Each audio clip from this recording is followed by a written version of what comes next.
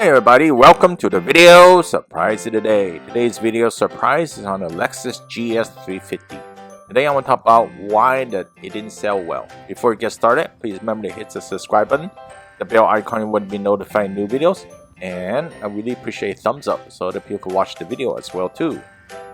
Okay folks, well I have a confession to make. I almost didn't purchase this car. So a number of reasons. First, right?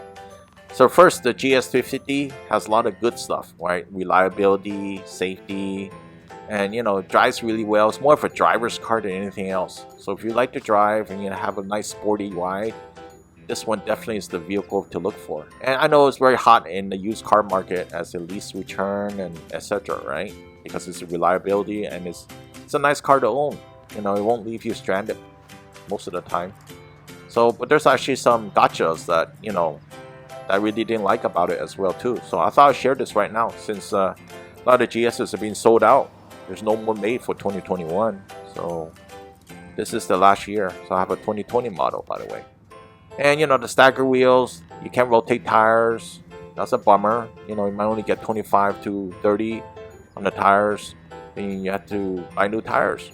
I mean, you can't rotate them. The tires are expensive. It's hard to find as well. I know the F-Sport is great. I mean, you got the nice ride and handling and everything in particular, right? But the tires are expensive, the brakes are expensive, the brake rotors are expensive as well on these vehicles, right? And not to mention, it's a Lexus. It's definitely more expensive. You see a lot of these cars on the market use very low mileage on it because it's expensive to maintain, right? It's not like something you're gonna break down. It's just like the maintenance on the brakes and the rotors are expensive. So do want to point that out.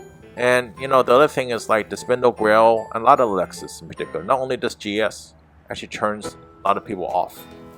And I do want to mention that for Lexus engineers out there, that you want to design something that a lot of people would like as well too. I know there's certain people like me would like the spindle grille, but I'm sure some other people won't like that. So that's something to keep in mind.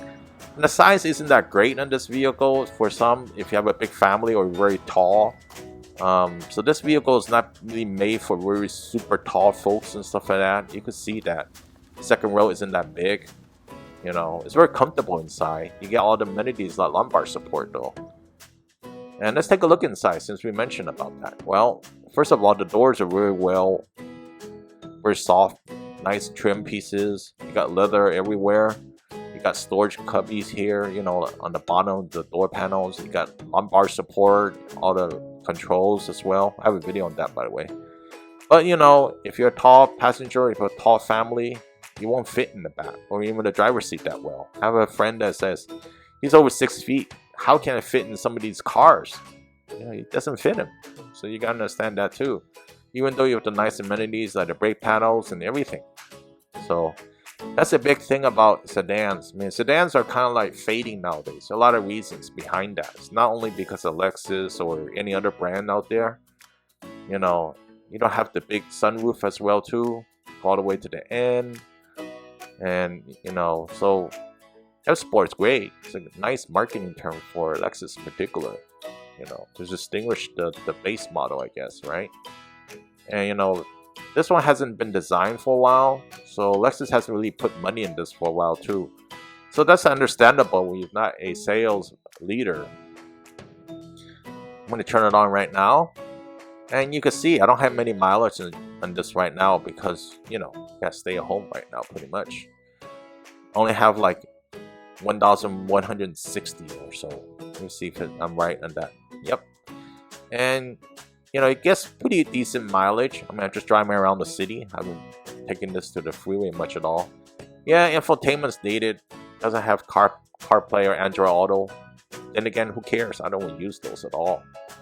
I just drive the car.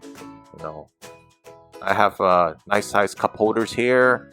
Yes, the mouse is a little bit kind of bad to move around, but it's sure better than a touchpad. Touchscreen would be best on this vehicle. So, if Lexus is listening, touchscreen, it's a lot easier to use. Don't go through all those headaches. They have to use a touchpad. And looking at this over here, I mean, you can see outside here, there's a lot of SUVs parked outside. I mean, most people want an SUV because it's not only that you can haul stuff in the back, you know, they like a bigger vehicle, more room inside. So infotainment, I got Mark Levinson sound system, which is still really great. I mean, even through all these years, and you know, there are enough storage over here. I don't have a, you know, sunglass holder in my vehicle. A little bit disappointed on that because don't see over here. It has a light instead. Yes, nice headliner. It feels really nice, and you know, it still has the vanity mirrors that has the light on top. Not only that, it has the sun visor that slides all the way to the end. That's a nice feature. You don't get that on the UX or RAV4. So that's something to, you know, like I look at different vehicles differently, I guess. Everybody has a preference. Yes, the mileage is not that great. It's not an EV. It's not like a Toyota hybrid. It's not a Tesla in particular. You're going to get, you know, a lot of miles, save lots of money, I guess. But those also cost more at the beginning. In fact, I don't see anything really wrong because, you know, I'm the only driver in this particular vehicle. Yes, the car looks great inside. It's not the biggest car out there, but then again, it's very easy to drive. And this car is the most easy to drive vehicle I've seen in many years. But that's my opinion, of course, right? Everybody will see something different. You see some cars going up. Got some small cars. You got some big cars. You know, you got some SUVs. You can see that, right? So different people have different preferences. It's that trend. The trend is actually people are not buying sedans. That's the truth. Okay. And you know, sedans has become more of the past than the future. Then again, you got the Model 3. People are still buying it, but the Y has come out, the Model Y. And you know, the Toyota has a RAV4 Prime. You know, I could see that interest in the Prime in my area. Look, there's an SUV coming my direction. Let's see, what is it? And it's a BMW SUV. Well, BMW and Mercedes are really great vehicles to lease, by the way. You don't want to own them for long term because the maintenance could be very expensive. Okay, now you understand why some people don't buy the GS350 or even sedans in general. So you actually lose some things when you buy a sedan compared to an SUV. It's a trade-off overall.